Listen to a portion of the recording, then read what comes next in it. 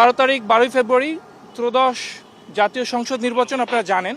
So এই নির্বাচনটাকে একটি অবাধ, সুষ্ঠু, নিরপেক্ষ নির্বাচনে রূপ দেওয়ার জন্য সকল আইনশৃঙ্খলা বাহিনী তাদের কাজ করে যাচ্ছে এবং আমরা দিন রাত নিরলস পরিশ্রম করে যাচ্ছি সাধারণ মানুষের ভিতরে যে তার নাগরিক অধিকার, ভোটাধিকার, এটা যাতে তারা প্রয়োগ করতে পারে তার সম্পূর্ণ ব্যবস্থা করার জন্য। ইতিমধ্যে আমরা আমাদের বিভিন্ন টহল কার্যক্রম জোরদার করেছি এবং আমরা যৌথ বাহিনীর টহল পরিচালনা হচ্ছে।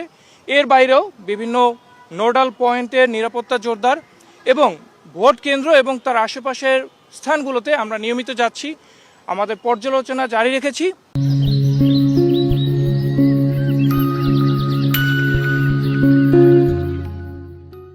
এছাড়াও সাধারণ মানুষজনের সাথে আমরা তাদেরকে উদ্বুদ্ধ করছি যাতে কোনো প্রকার ভয় ভীতিহীনভাবে তারা তাদের নাগরিক যে অধিকার, ভোটাধিকারটা প্রয়োগ করতে পারেন, নির্বিঘ্নে তারা ভোট কেন্দ্রে আসতে পারেন এবং তাদের ভোট দিয়ে তাদের পছন্দের প্রার্থীকে তারা নির্বাচিত করতে পারেন।